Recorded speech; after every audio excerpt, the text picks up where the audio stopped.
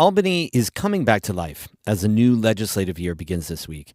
And on everybody's lips in the state capitol right now, childcare. Lawmakers are talking about expanding access, even free childcare for all. Mayor Mamdani is talking about it in New York City, and Governor Hochul just said it's going to be in her State of the State speech next week. Everyone's on the childcare bandwagon. The problem, the price tag. That's today's story of the day.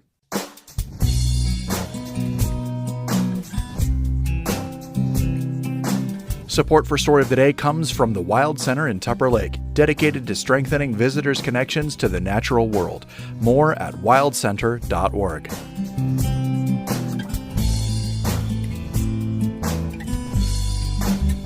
Hey, I'm David Sommerstein. It's Monday, January 5th. First up, after Venezuelan leader Nicolás Maduro and his wife were captured by U.S. forces over the weekend, they were flown to the military base at Stewart International Airport in Newburgh, down in the Hudson Valley. There were local protesters and supporters of the Trump administration's bold incursion into Venezuela. The New York Public News Network's Kimberly Izar reports. About 60 miles north of Manhattan is Stewart International Airport. It's a relatively small airport with two main runways and a National Guard base in Newburgh, New York.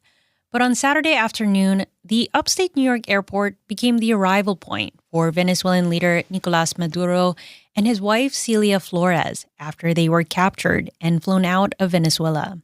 The two were captured during a series of large-scale explosive airstrikes ordered by President Trump without congressional approval.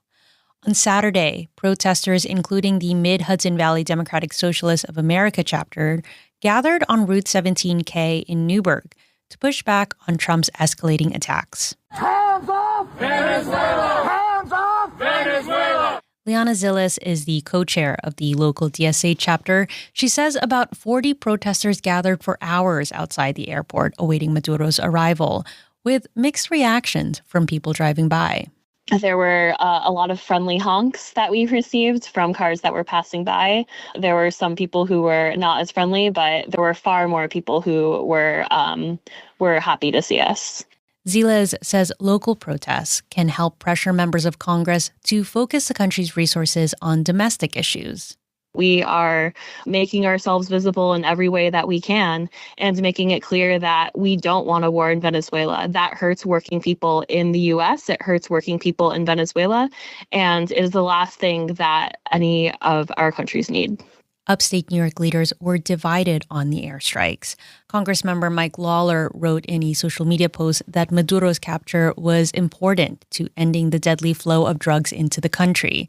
But Congressmember Pat Ryan said the move was about oil and regime change. Maduro faces federal charges, including narco-terrorism conspiracy and weapons charges. In Liberty, I'm Kimberly Izar for the New York Public News Network.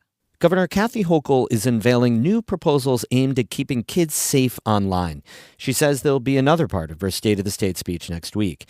The proposals expand age verification requirements for platforms, including online gaming, and seek to keep strangers from contacting kids online by placing privacy settings at their highest level by default. Hochul also proposes disabling AI chatbots on social media platforms. She says parents need more support to keep their children safe online. Under our proposals, we're removing that burden from parents and placing the responsibility where it belongs on the shoulders of the app companies and the platforms themselves. Hochul also wants to expand teen mental health first aid training to all 10th graders in New York State. Last year, the state banned smartphones in classrooms and required warning labels be added to social media sites.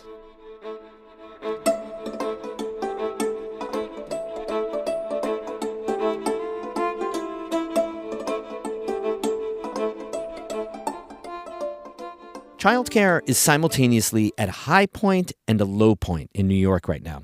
A high point because funding for childcare infrastructure has never been greater. Low point because the state has lost a huge number of providers over the last decade, especially during the COVID-19 pandemic, and it's been unable to fully fund its expanded childcare subsidy program. It's partly because of the confluence of both of these things that advocates say this is the moment for universal childcare. Amy Feiereisel reports.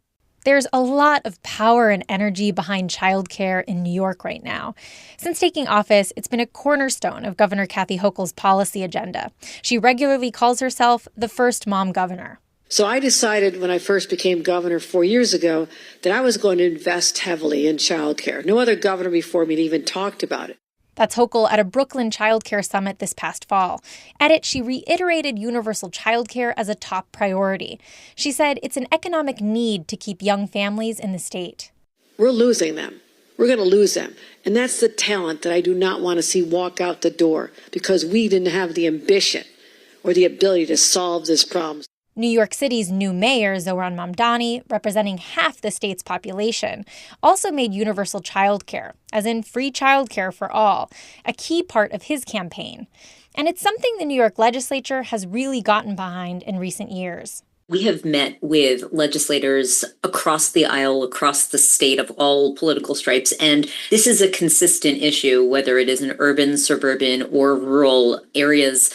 Shoshana Hershkowitz is the campaign manager for the Empire State Campaign for Childcare. It's just one of the groups in New York that's proposed a plan or roadmap to universal childcare in the last few months, hoping to capitalize on current political will.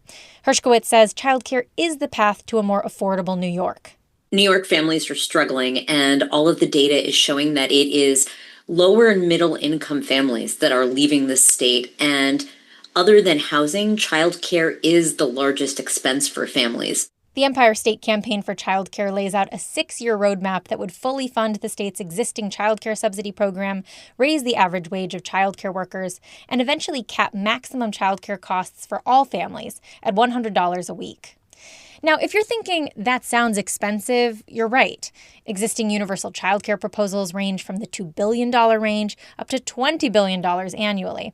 And that's really the biggest hang-up. Childcare has become actually an interesting policy issue in that, in a sense, everyone agrees. Nathan Gustorf is the executive director of the Fiscal Policy Institute, which is a left-leaning think tank in New York. Everyone agrees that it's too expensive, that it's really important for families to be able to afford childcare, and if they can't afford childcare, they may have to literally move to a place with a lower cost of living. Yet that bipartisan support only goes so far, says Gustorf. That degree of consensus in childcare policy obviously has not translated into a universal childcare plan, and really it's just because it's very expensive. The Fiscal Policy Institute estimates a $10 billion annual price tag. In a $250 billion annual budget, Gustorf says that's not ridiculous, but it would require Governor Hochul and the state legislature to raise taxes, in an election year no less. And that means debating the tax side and being serious about the revenue needed to fund it. So that's truly the hurdle. But there may be more willingness there than in the past. The governor's office recently said it's exploring revenue options, including an increase to corporate tax rates. Crucially, the court of public opinion has been enthusiastic. A recent Siena poll released in mid-December showed that nearly 2 in 3 voters in New York favor universal childcare and support funding it by increasing taxes on the rich. Advocates believe that broad public support means something will likely make it into this year's state budget. Whether it will truly be universal is the real question mark.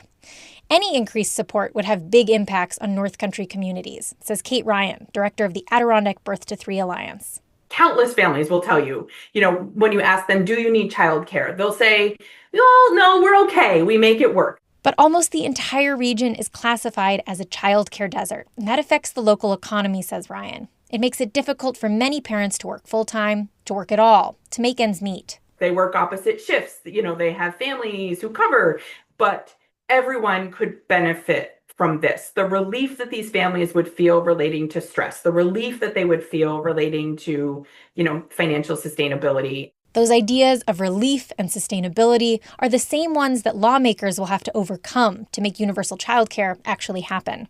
Amy Feiereisel, North Country Public Radio.